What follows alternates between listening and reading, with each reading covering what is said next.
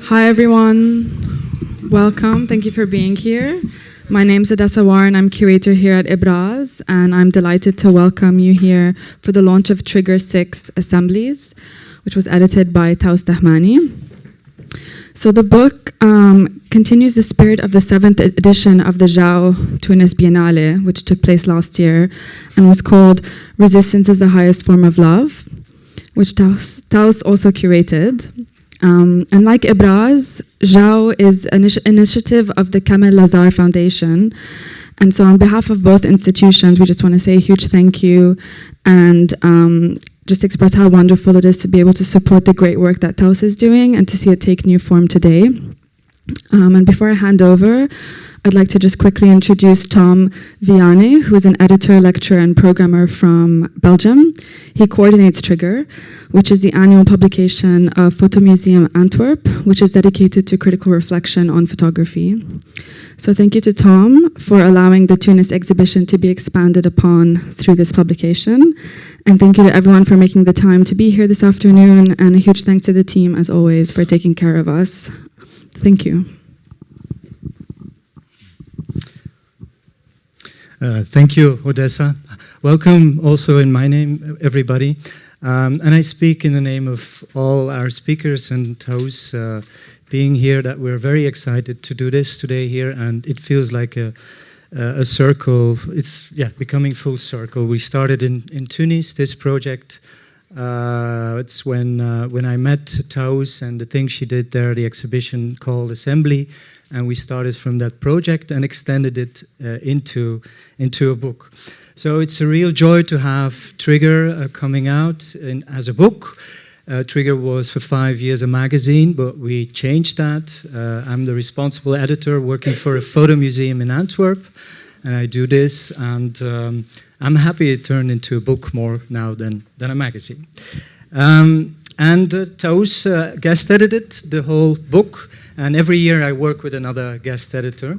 To do this, I start from the research that person has, which I think is interesting, urgent, especially in matters of photography and visual culture today.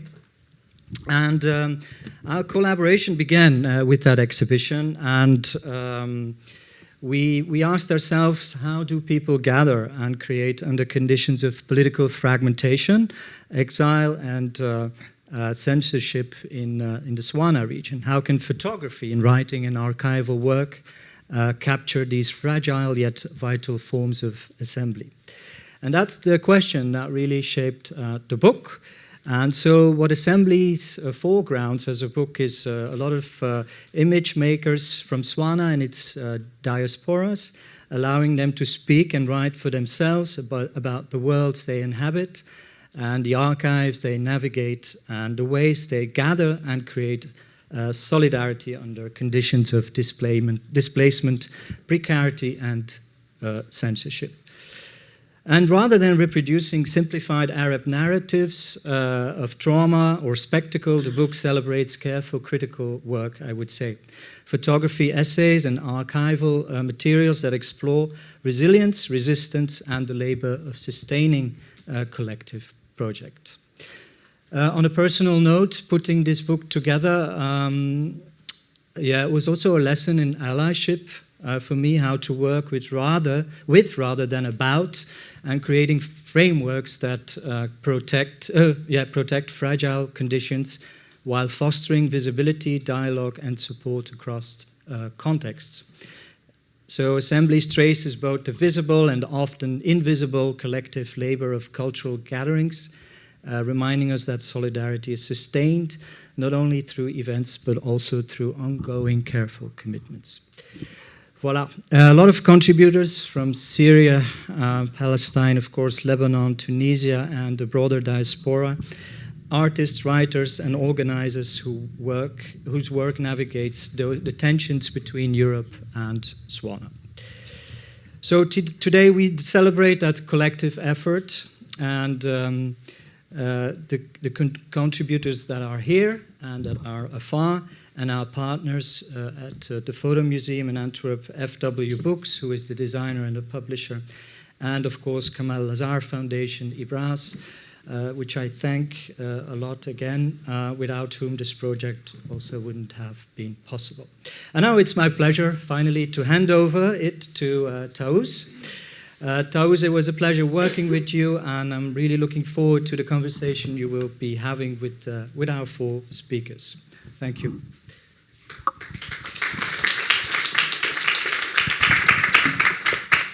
Good afternoon, everyone, and thank you very much for coming despite the beautiful Saturday we're having.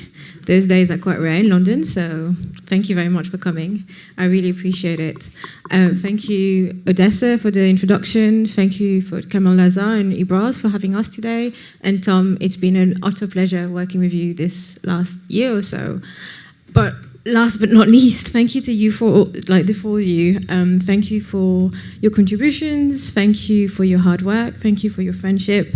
It's been really a special project for me, I must say. So I'm going to try and not be emotional about it.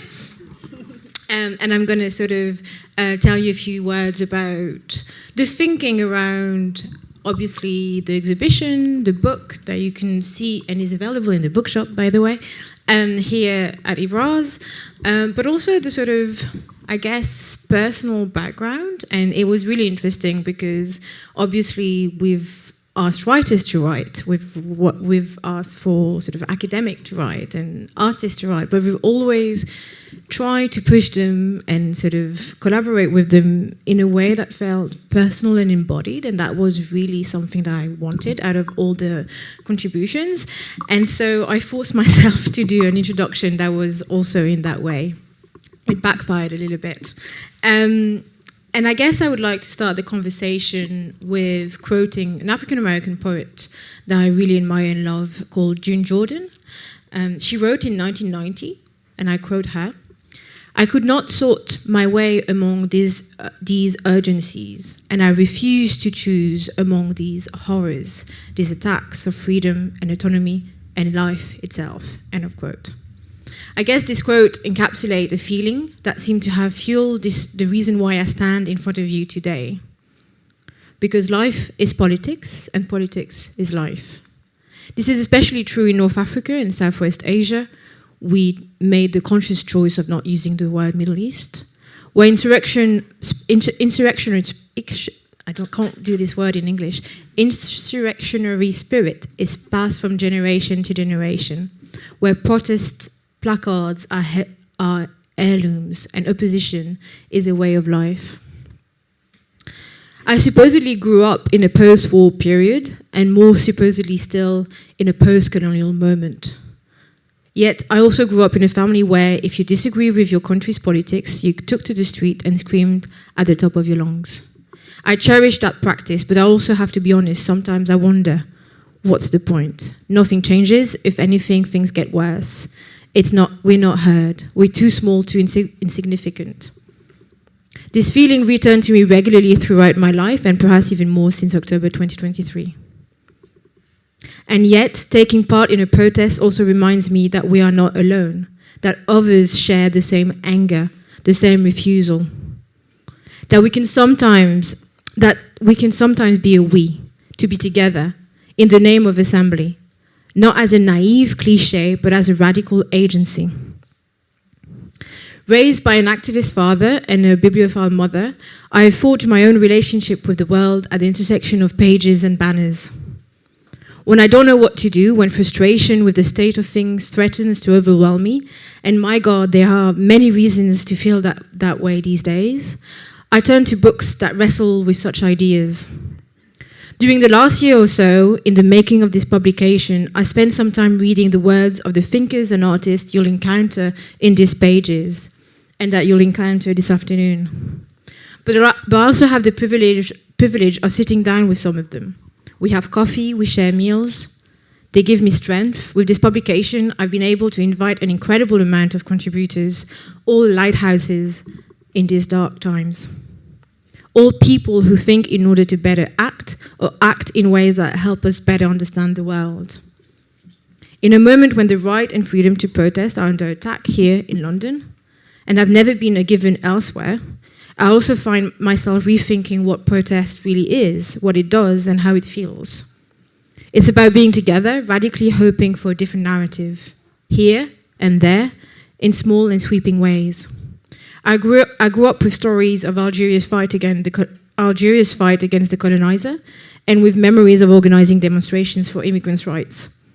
Always with the understanding that everything is connected, here and there, then and now. And that is why coming together to think, to dream, to question is often seen as dangerous, and why it's most important to keep doing it, to assemble. As Rana Issa said in one of the essays you can find in the book, the act of assembly is, and I quote her here, a practice of showing up to our collective refusal to remain dominated by destructive forms of rules. On an early work trip to Tunis a few years ago, I was devastated to sit with young artists disillusioned by a revolution that had left them once again constrained and suffocated. Could an exhibition rekindle that sense of possibility? I wanted to try. In November 2024, the first chapter of what will end up becoming this book took form as an exhibition in a converted warehouse on Rue de la Palestine in downtown Tunis. Assembly presented as part of the Jao Biennale. In a kind of coalition, today expanded in the book, where at the very least we knew we were not alone. I remember having a conversation with Adam where we were thinking something was in the air when the Biennale opened, a sense of belonging, a sense of being together despite our dispersion across the world, despite a genocide. Tunis became a gathering place of energies and thought, local concerns met transnational solidarities, and particularities spoke to common ground. For this publication, the title became Assemblies, plural, a network of nodes pushing the boundaries of photographic practice and stretching the very limits of what an assembly can be. Disobedient bodies using public space as a radical common, despite it all. All of us, but also each of us. It naturally evolved to be less about the theory of assembly and more about the lived experience of it, inviting contributors to share first-person narratives. They speak of lived and inherited assemblies and of the new strategies for coming together. This publication is about SWANA agency directed towards change, about discovering and generating spaces where dissent can be voiced and presence asserted in pursuit of better lives. Beyond the more obvious revolutions, revolts, and protests, what Asef Bayat calls non-movement, meaning collective endeavors of millions of actors carried out in back streets and communities. In that spirit, these pages navigate many typologies of assemblies, from reading groups, to tents, to stadiums, to cafes, to living rooms, to dance studios, to bookshops, inviting us to experience political protest as a poetic act as well. Assemblies is sometimes about acts of direct democracy, but also about another way of understanding one's public role as a citizen, for lack of a better word, I guess. As a philosophy, a way of being rather than an organizing structure, a form, a body, an embodied practice connected to life, a way of living, a form of life. This publication becomes an assembly of assemblies, a gathering of political lives made of a diversity of voices to speak about a region they know and that lives in their bodies. And I guess I'm going to turn to the four people who are next to me this afternoon, the four contributors with us today. And I've spoken enough, but I'm going to take a little bit of extra time to introduce them to you, if you don't know them already. I'm going to start with you, Êvar. Êvar Huseynî is a Kurdish artist and archivist based in London. Her multidisciplinary practice explores Kurdish genealogies, colonial violence in archives, and the impact on Kurdish feminism and identity. She investigates how archives shape collective memory, perpetuate bias, and affect the freedom of occupied peoples. Her work spans handmade books, films, large-scale installation, and experimental archiving rooted in personal and communal histories of Kurdistan. Next to her is Didem Pekün. artist-filmmaker and academic based in Istanbul and Berlin. Her practice bridges theory and addressing an art practice addressing political violence, displacement, and the hopeful possibilities of shared futures. Shifting from history to futurity, her films have been shown and exhibited at the Biennale in Venice, British Film Institute, Sarajevo Film Festival, winning several awards. She sees both filmmaking and pedagogy as forms of collective liberatory work, and she currently teaches in Istanbul. At Goldsmiths? You moved to London? Yeah. How am I learning that now? We need to update the book. Where's Tom? Adam, on the right-hand side. We need to talk about this. This is incredible. Adam Rouhana is a Palestinian American photographer based between Jerusalem and London. His photography works to deconstruct Orientalism through his subjective lens within the broader context of Palestine. Through new narratives, Rouhana's work embraces themes of the past to create contemporary Palestinian visuality, characterized by representation of Palestinian lives that embody an active ethic of self-determination. Last but not least, Bilal Akkouche is a writer and assistant curator of international art at Tate Modern, where he works with the Middle East and North Africa Acquisition Committee and the African Acquisition Committee. His curatorial interests center on artistic practice that engage with protest, social change, and collective memory, with a particular focus on the SWANA region and its diasporas, within and beyond the gallery context. So those are the wonderful 4 people we're going to speak to this afternoon. Obviously, they're going to sort of speak about their practice and what they do, but also about their contribution in the book. I'm going to probably ask them a few questions, but please do feel free to think about your own questions, because we will keep time for a little bit of dialogue. Who wants to go first? Êvar? Yeah. Okay. Do you want to take... Yeah, you have the mic. Yeah. Oh, yes. Hello? Okay. Sorry, I just blew into that check. Okay, so I'm going to read a summary that I've written about my essay, and I will be mentioning a photograph that I wrote in this essay, and it's actually part of the slideshow, so hopefully it comes around when I'm talking. But yeah, my essay is titled Assemblies of Resistance Where Memory Refuses to Die. I begin with a photograph discovered in my uncle's archive, and it is a photo from 1984 of a group of Kurdish guerrilla fighters known as the Peshmerga playing volleyball. It is an image of what I describe in the essay as a scene of lightness, of motion, of bodies briefly unburdened, and yet each figure carries the shadow of anticipated death, their lives already inscribed within the necropolitical order that renders Kurdish existence most legible in martyrdom. I then explain that this photograph incites a shift in my archival praxis, away from narratives of disappearance and towards fragments of life that resist erasure and that insist on being lived even under conditions of disposability, coloniality, and occupation. I mentioned that my practice draws on the Kurdish feminist epistemology known as genealogy, which was founded by Abdullah Öcalan. But for this particular essay, I explained that at the moment, I have an immense obsession with process philosophy, particularly Alfred North Whitehead's conception of existence as continual becoming.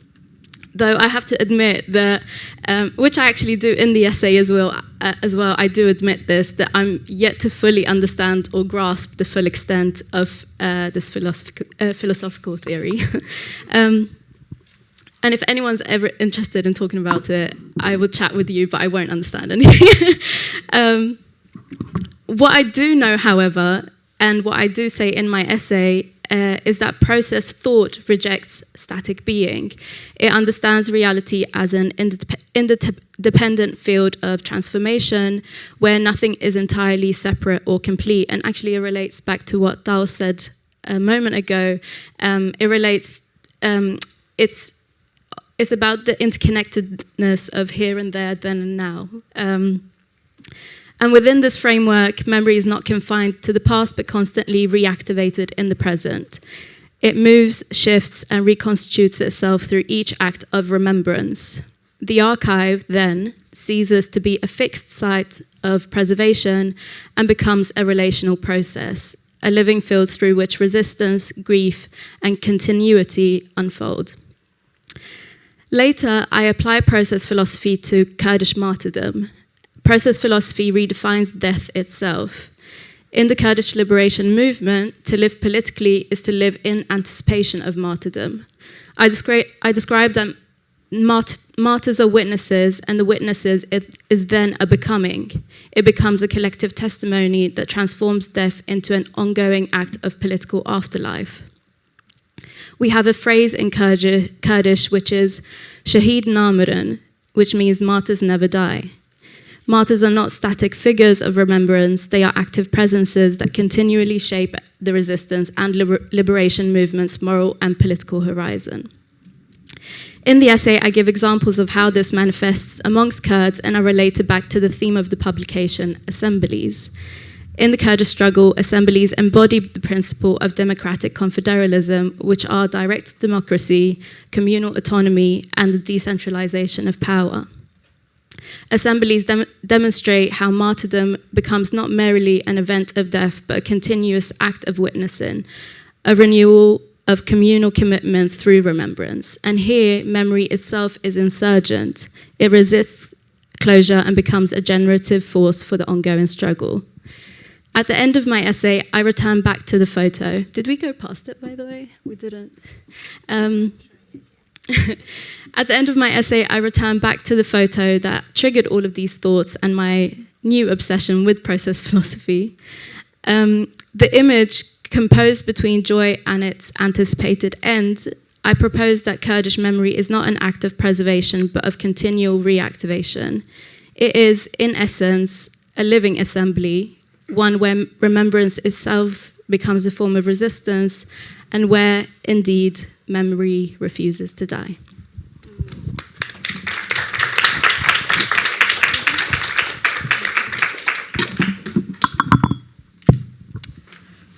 Good afternoon. Thank you to Tom for the invitation to this book, Taous for the wonderful editing and gathering of gatherings. Thank you to Ibraaz for this hosting, and to all of you for being with us today. I'm quite delighted and excited about this book because the process, I mean, the politics of it is not only in what it represents, but also how we work together. And I want to say that the care and kindness and meticulousness given to us by the editors are to be highlighted. And I really value the process of making work as much as what the work aims to tackle. So from here I will talk about my contribution, which is a text titled At Night on Fault Lines in Istanbul. So maybe to give it a context to start with, because my work is what I always say is an artistic research practice. It's quite context responsive. What I mean by that is that being heavily embedded, we are all situated beings, and the situatedness of being an Istanbulian comes with its all own joys and what have you, and we can talk about them as fault lines: physical, political, ecological. Physical fault lines are the cracks, geographical cracks that cause earthquakes. And when I started this work, it was 2023 massive earthquake in Turkey, Syria, and Kurdistan that caused nearly 70,000 total of death, and witnessing that really scars one when you witness such an event closely as we have been experiencing recently as well. So following that, we were really, by we I mean my Istanbulian friends, artistic friends, quite paralyzed as to how to deal with such a loss. And parallel to that, we have the political situation that's just relentless. Whether it's authoritarian or autocratic, I'm out of words, and to be frank, it's not my expertise to diagnose exactly what kind of oppression we are subjected to, but it is quite clear one that lacks democratic election. And yet, we had election back then in May, and we held hope. And so by we, I mean a group of friends. I'm getting to the work itself at last. I collaborated with, I work primarily with moving image, but also still image and performance and lecture performances, and I'm an academic. And so I gather people when I make work. And what I did is to assemble a group of artists who were equally troubled by the fault lines that we were living. And mind you, we had friends also imprisoned, so being at night symbolized that fact of being retreating to our corners. So a group of us gathered in a dance studio in downtown Istanbul, which I consider a miracle that an Armenian dancer who manages to keep the studio for 20 years in the midst of the most conservative era and makes friends with everyone. So I thought, why not start there? And so we were there, 6 dancers and 2 musicians, a drummer and a French horn player, a film crew of 25 people. 3 days to the elections, we said, why don't we improvise? And improvisation as an art of life, as an invention of coexisting, as a practice of how to be together that allows each other, that respects the other yet coexists. So we set up those 3 days, and we set up the studio symbolically as a house that sits on a fault line. Because Istanbul also sits on a fault line, and we expect an earthquake any moment, in all ways, every ways. And so those 3 days we shot this dance film, which was quite an experience, like I highlighted about the making of the book, how the working process was special. Same way, this shooting process was really magical, because we made sure we heard each other, we made sure everybody had room to express each other, we made sure the improvisation was something that people could relate to, and it wasn't just 10, 15 people performing on their own universes, but there was dialogue. I.e., what I mean is that interdependence that we wanted to highlight was visible and meaningful. And so in the end, out of this material, I made a 5-screen video installation of performance in Istanbul. It's called At Night on Fault Lines. And the stills and the text that I wrote is this. What I make is from my video installations. I also have stills editions, and those stills became part of this book. And At Night on Fault Lines in Istanbul is the text that I've contributed about living under immense oppression and what have you, this unstable, living on an unstable ground, like living on a fault line, and yet this temporary, ephemeral gatherings that makes the time meaningful, and perhaps do small changes and then disappear again. So that was my contribution. Thank you.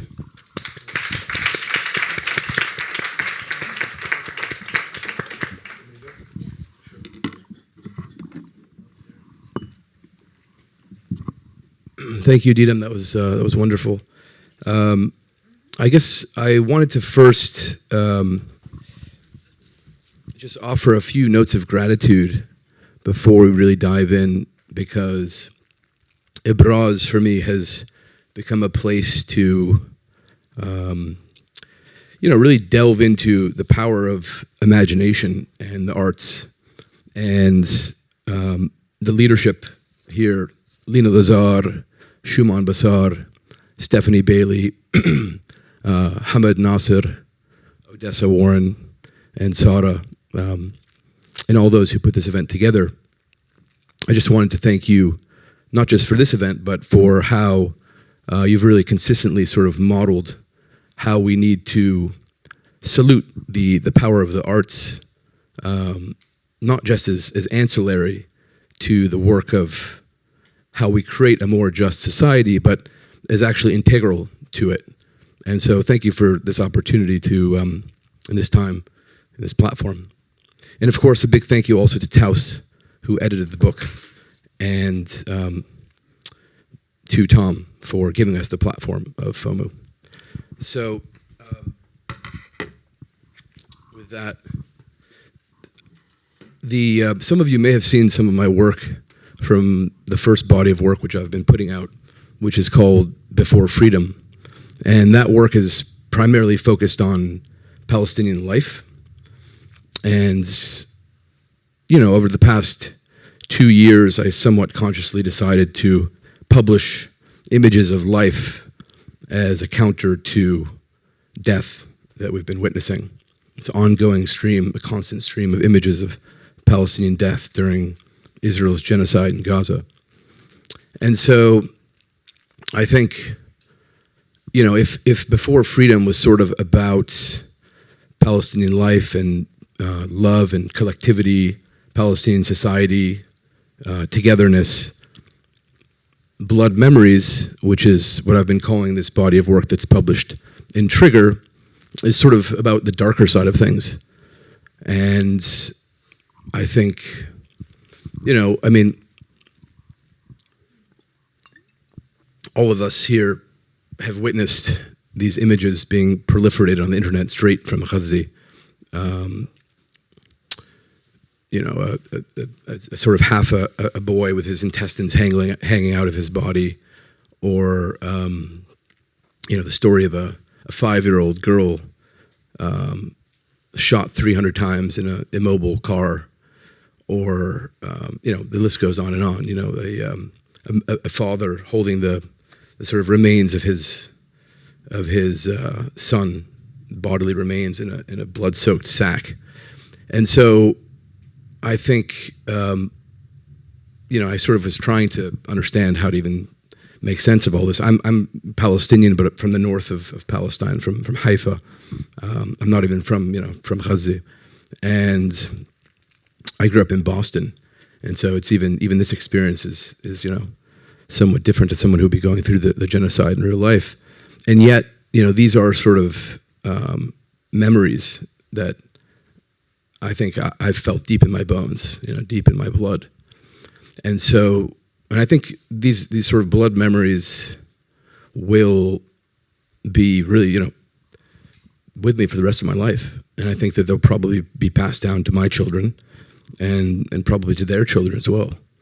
And so that's really what this body of work is about, but it's still in its infancy, and it's still being formulated as a you know, a concept. And so for this, for Trigger, what we did, we took some of the images in that body of work that explore protest and assembly as a form of resistance to genocide, to occupation, and to apartheid.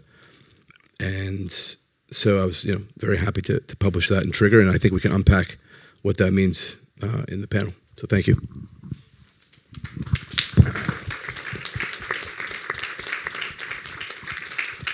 Hi everyone. Yeah, just to say a big thank you to the Ibraaz team for hosting, and to Taous and Tom for allowing me to contribute. It's been it was a really amazing process. My piece in Trigger is called Stadiums of Dissent, and it looks at the sort of revolutionary capacity of football stadiums in Algiers. And the piece kind of began during when I was researching for my dissertation in 2019 during the Hirak of 2019, which lasted until 2021, which was an uprising kind of against the then president at the time, Abdelaziz Bouteflika's desire to seek a 5th term. He had already amended the constitution once to get a 4th term, and at that point he was kind of who was severely ill in a wheelchair and basically mute. And that kind of facade of power had really broken. There was official meetings where officials would put his portrait in a room and have a meeting and pretend that he was actually there. And it was just, people were exhausted of his rule. And I wanted to write my dissertation on that moment. It was happening while I was writing my dissertation. I got in contact with a few football journalists in Algiers that were working at the time. And what I'd noticed is that a lot of the kind of protest songs and slogans and what have you in the street actually were formed in the football stadium. So I was really interested in the way in which in Algeria, the football stadium is seen as the site where you can dissent politically, whereas the street isn't. Around a few months into the sort of uprising, it was a set of peaceful demonstrations. There was a derby match between two teams in Algiers, Usma and Mouloudia, which are kind of like the Arsenal and Tottenham of London. And they, one of the football groups, the ultras group, said, "We can't go to we can't go to a wedding when our mother's ill," meaning we can't go to the football game and celebrate whilst society's sick. And they decided to boycott the game, and around I think 3/4 of the stadium was empty. And then the next day, because every Friday after Jummah prayer is when the protests happened, so it was a Thursday night, and then on the Friday it was the biggest protest at the time, with around 800,000 people, and it kind of built up to 1 million every Friday until COVID gave the authorities an excuse to close it down. But what was fascinating to me was that one of the chants that Usma kind of had for around 4 years, called La Casa de Mouloudia, became the kind of unofficial chant of the Iraq. So I was going to read out the chant for you. So they say, "It is dawn and I cannot sleep. I am slowly getting high. Who are the causes? Who can I blame for my problems? We are sick of this life we are living. In the first term, they tricked us with reconciliation. In the second term, their plan became clear. In the third term, the country suffered due to personal interests. And in the fourth term, the puppet died and the problem remains." So you can really get that sense of exhaustion in the political process and that clarity that there needs to be something new. And in the piece, I also look at the kind of historical roots of these chants. And in the Casbah, during French occupation, in the Casbah of Algiers in the 1930s and 40s, Shabi music or popular music became very popular in cafes in the Casbah. And they're kind of the music's sort of like a fusion of Amazigh, Berber, Arab and Andalusian music mixed with like social commentary and poetry. And what was fascinating is at the same time, in those same cafes, Muslim and indigenous, as they describe themselves, football teams are being formed to kind of counteract the French settler league, which was dominated by French football teams and French players. And you can really get a sense of the kind of the poetry that's used in the songs, in the protest songs, and link it back to Shabi music as well. And there's a lot of scholars that have done that, and I name them in the piece. And it was actually a conversation I had with Taous at a dinner, where I was talking about a recent trip I did to Algiers, but also my dissertation in 2019. And Taous mentioned an artist called Joyce Jummah that had just made a film for the Jau Festival that was looking at Algerian football, and we were like, wow, we should, I should write a piece bringing in some of these artists that are interested in some of the similar themes.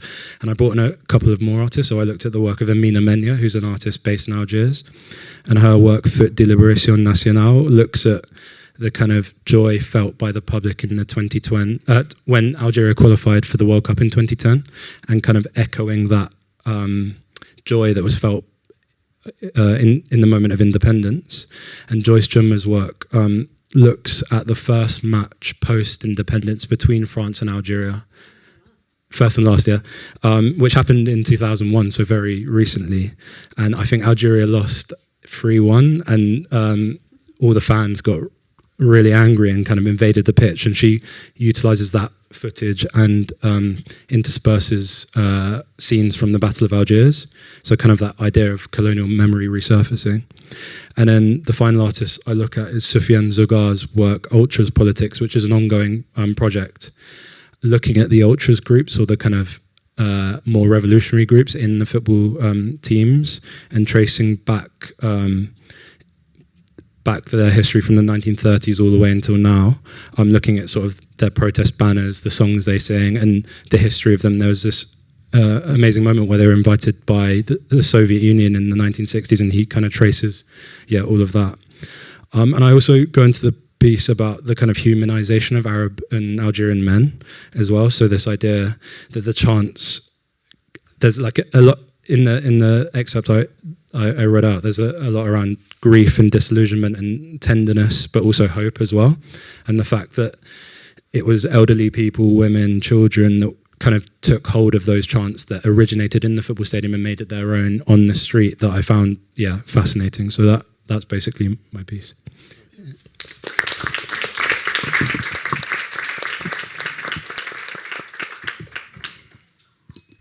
Thank you so much for sharing this with us this afternoon. I guess one of the first rather simple question I wanted to ask all of you was maybe an early memory, or sort of something you connect personally to the idea of assembly, may it be a political assembly, meaning a demonstration or a protest, or an assembly that felt important to you, formative of who you are now? I think my mum taking me to the protest against the Iraq War was a strong one.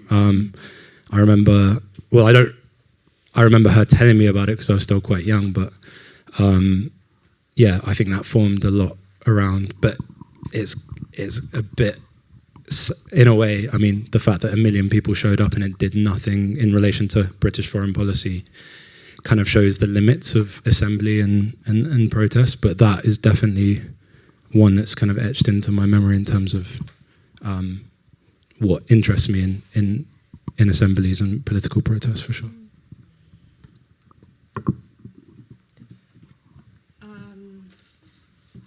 Two things come to... I closed it. It's not... Is it closed? I closed it. Two things come to mind when you say assembly. One is, of course, Gezi uprising, which changed the landscape of the country for good. It was down my street, literally. So we were on the street every day, every night.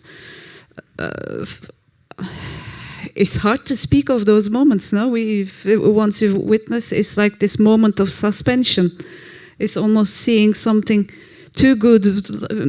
I have made a video installation that involves a diary between London and Istanbul, and it chronicles these uprisings because it's between 2011 and 16. So Occupy uprisings, Gezi happened, and in it I said something that I would like to repeat here, is that it was as if it was going to end any moment, and no one wants to go to sleep for it not to finish. It was that good, that suspension. But also it reminds me that how afraid they are of our getting together. It reminds me of my childhood when there was a military coup and we couldn't gather.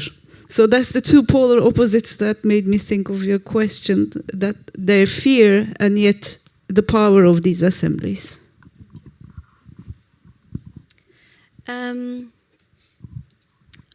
Wait, okay, it's working. I thought I closed mine as well. Bilal actually just triggered a memory, which is one very recent, and then it relates back to one very formative memory. I think, so in 2023, I attended a protest with my dad after his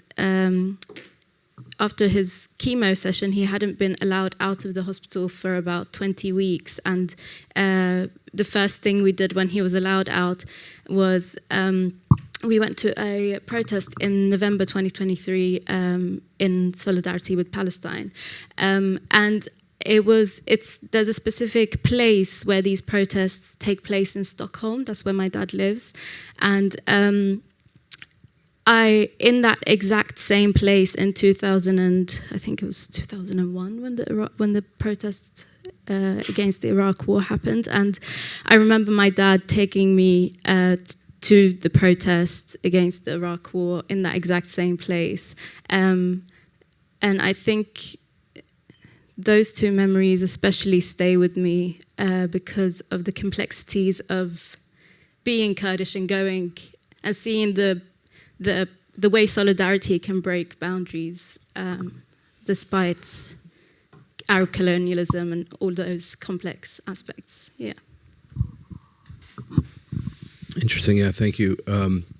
I think, I guess one of the earliest memories of some form of assembly that I have is, we have this tradition in Palestine of just sort of sitting together on the veranda.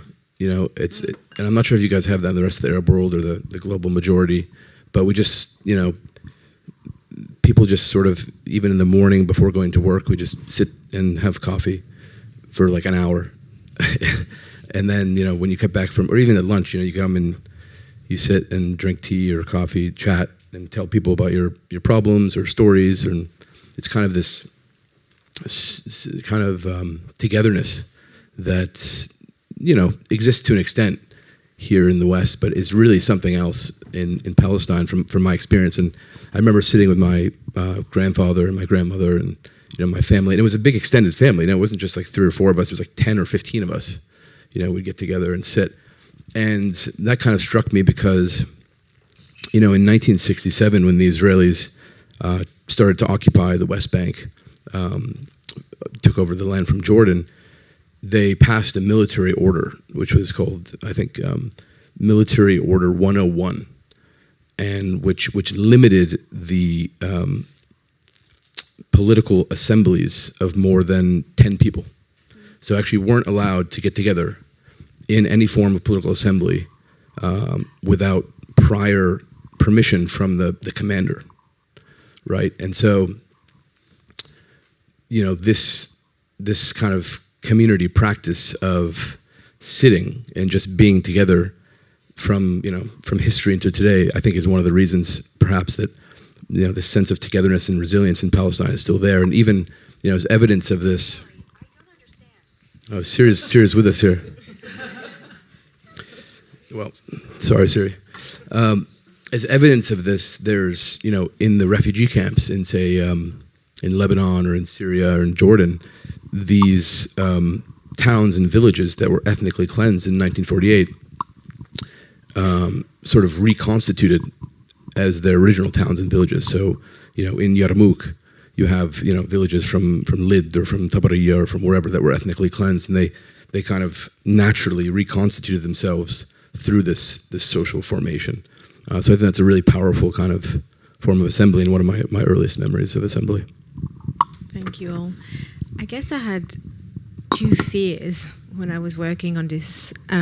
One was the sort of geographics of it and how to describe it, and it bothered me a lot. My own heritage is Algerian, and within Algeria, within a minority in Algeria, so I was uncomfortable with using the word Arab world, and because I wanted to also show the diversities and sort of various narratives that live within this Arab world. And my second was, will I sound cliche or naive to sort of think about this idea of assembly or political assembly? And then the more I was talking to everyone who's involved in the book, and the more everyone had stories about the smallest of assemblies, having coffee with friends, or going on a walk, or going for dinner. And those assemblies become political gatherings very quickly in the Arab world, or whatever let's avoid any terms. This region that we all love. And so I was also quite struck by the way in which the language also, when you read through the book, some key words come back because of that sort of red thread that actually works. I was actually quite surprised. I was like, okay, ooh, we didn't, yeah, it actually makes sense. And one of the things that I think makes a lot of sense is that those gatherings or those assemblies are often quite ephemeral. They are often sort of, I mean, the most famous ones are called the Arab Springs here, and were ephemeral. There's a beginning and there's an end. And yet those assemblies have been living with our ancestors and through us and will continue to live. And that's why I really wanted to dedicate a chapter, and the yellow pages are about archival practices, because I wanted to show this sort of continuity of assemblies. And I guess, Êvar, I'm going to turn to you, and can you sort of tell us more about the importance of assembling in the context of archives and your practice with the West Asian North African Women's Art Library? Yes. Wait, can you say the question? About the importance of assembling artifacts, ephemera, traces of existence within the sort of archival mode. Yeah, so for those who aren't familiar, I also run a library called the West Asian and North African Women's Art Library. It's currently based at Somerset House. And essentially, it's a very experimental space of archival practice. I am very transparent about my process, where I'm very playful with my methods and research techniques in how I'm trying to think of alternative ways of archiving away from the archival methods that we're most familiar with, that have been influenced by colonialism. I really prioritize working with artists and allow them to choose themselves how they want to be remembered in the library, and how they want visitors and researchers and people to engage with their materials that they decide to archive in the library.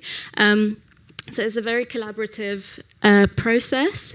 But I think in terms of archives in general, this idea of assemblies and I think I'm still in the process of trying to figure it out as well. I think it's going to be a lifelong learning process. I'm never going to have full answers as to what the true importance of this is, or what the answer is to how we reach an archival utopia or anything like that, because it simply won't ever exist, because we still live in colonial times.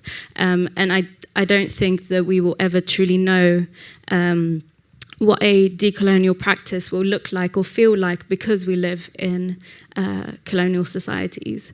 And also, I think there's a lot of different complexities that I struggle with the library, because again, it goes back to that complexity of being a Kurdish woman, archiving the histories of West Asia, the wider West Asia and North Africa, given that Kurds some regions of Kurdistan are still occupied by Arabs, Turks, Iranians, and so on. And so being a Kurdish woman, archiving the stories of these identities and histories who are my colonizer is a very complex situation that I always try to figure out myself. But actually, the reason I do it is because of that interconnectedness. I don't think that there is a way to, I don't think there's a way to unfold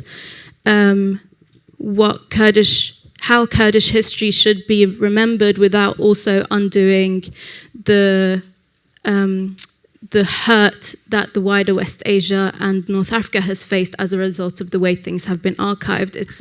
It's a parallel practice that has to happen together, and I think that's my way of trying to undo a lot of the a lot of the harmful techniques that have been placed on archival process and how we gather materials and who is doing the archiving. Yeah. Thank you for that. I guess I wanted to turn to you about two key words that were also guiding words for me. Hope, despite it all. I guess you gather and you connect and you speak because of hope, but also whilst reading and editing those texts and writing my own introduction, grief also, and how those two cohabit and can coexist and in their messy own ways. And I guess those are two key words also in your practice, and I wanted to ask you about those in the context of political thought and political action, I guess. Thank you so much. So I think the logical thing is to start with grief, which causes one to search for hope. So to stay with grief,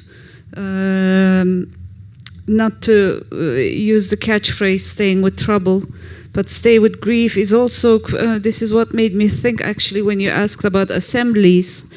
One can also assemble in grief. Like when Adam was talking about blood memory and your work, the black and white work of Namaz is an assembly. Because I worked a lot on Bosnia, I have family from Bosnia, so I have blood memory of the Bosnian War, and I filmed Namaz in Srebrenica genocide. So I connected a lot with your work, and it made me think that this grief also causes assemblies. And these assemblies are necessary for if we are to think about the next step from here onwards to continue to, I won't say reconciliation, I think it's a very contested term. I don't think there is a reconciliation after a genocide, but those people who are left behind have to continue living. So assembly here is a necessity, a survival function. Grief also, the other day I went to Tate Modern to see the collection, and there was an artist quote there which I really liked. Grief is so important, it reminds us of our interconnectedness. And another artist that I really like, Tom York from Radiohead, that he's also contested at the moment, but barring that, okay, I'm gonna bar him actually for his. He said, "Be afraid of people who are afraid of their own grief." And actually, it is somehow, I find it a political thing to stay with that grief, to generate from that grief acts of solidarity, reaching out, connecting, and remembering that what's happening there is not only happening there. So I stay with grief. I work through grief, and I try to generate works from that grief, not necessarily to reconcile, but to say that yes, it happened, but we have to continue. And hope, I'm not sure about hope. Hope is some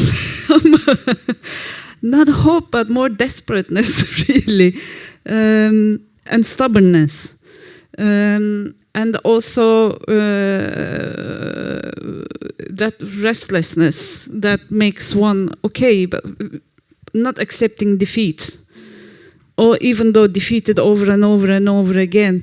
That I think I have a drive, and my work searches for that, and I search it through my work. It's all one interconnected, complicated thing. But for acts of togetherness, perseverance, not making big statements of I have hope in, no, but I struggle day by day through my work with this grief that we're left to deal with. Thanks for that. I guess another sort of issue I had with making the book was to, in a way, fix something that is by definition not fixed. And I wanted to turn to you, Adam, about, and ask you the question of process, because obviously those gatherings, those assemblies, whatever form they take, wherever they are improvised most often, and are not organized in a sort of formal way. And in a way, I'm sort of formalizing the improvisation. And I want to turn to you because I want to talk to you about your process as an image maker who's making picture on a sort of fault line, if I use your phrase, on the sort of unstable ground. And how do you sort of both think and make on unstable ground? What's your process? How do you go about thinking and making your work? That's a good question. I think, to be honest, Taous, it's mostly intuitive, like particularly from the beginning of the project, in terms of trying to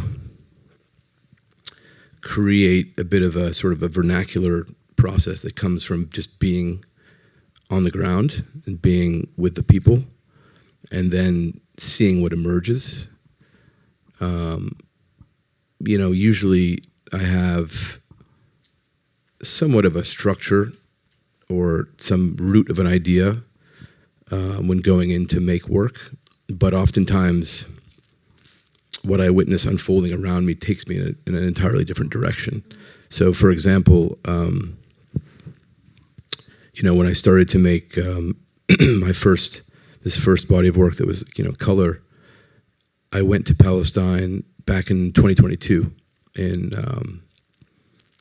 June, and you know, I brought a bunch of film and my camera, and I sort of had an idea of what I wanted to do. But when I went to start making images, these images that I had in my head of Palestine sort of were the images that I was trying to make. So, for example, you know, this kind of iconic image of a boy throwing a rock at the soldiers, or you know, a burning olive tree, or you know, the apartheid wall.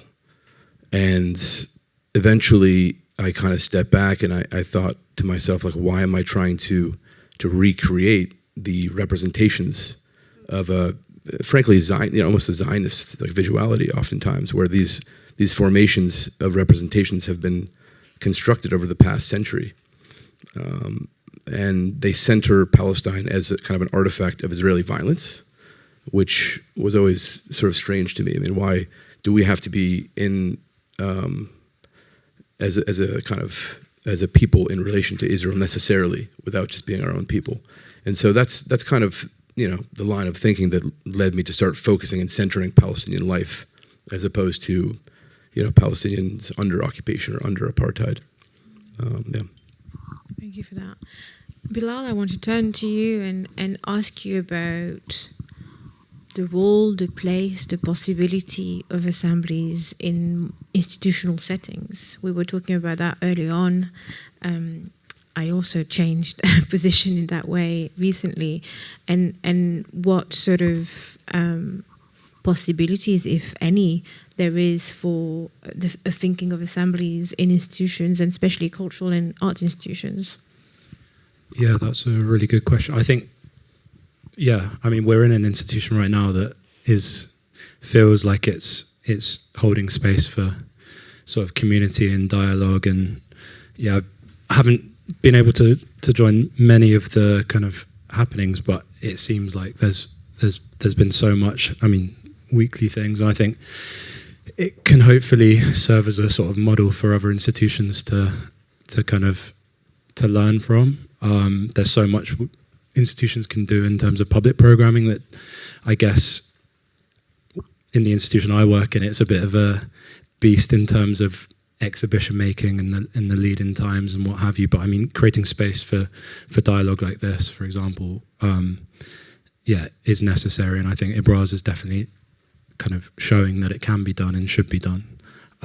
So I guess it's up to people that work in other institutions to kind of to champion this, and maybe it can sort of serve as a bit of an example as well. I'm going to ask you a quick follow-up question while I give you all time to think about your questions. One very quick follow-up question is, what does it mean to also represent the region within an institution? And what are the sort of kind of questions or conversation you might have when you have to represent the Middle East? Or Well, I think being Algerian is interesting because you can argue we're part of the Middle East or Africa, and that's a conversation that I have with family all the time. But in terms of, I guess, representing the region institution, I mean, I always revert it back to the artists. So the artists we collect, the artists that we try and program and try and work in service of them to represent the region. I mean, I think it's great that we have curators that are diasporic from these regions or from the regions themselves to kind of work within these institutions, and I think that gives a lot to the institution and the way that artists are shown. But I think allowing space for the artists to kind of represent the region or to kind of, I think relating it back to the artists is always the best thing, and it's something I try to do as much as possible. I want to thank you from the bottom of my heart for coming today. It means a lot. This project means so much to me. Thank you so very much to the four of you. Thank you to all the contributors. Thank you to Tom. Thank you to Ibraaz for having us today. The book is available in the bookshop if you want to pick it up. And otherwise, go and enjoy the sun. Thank you. Bye.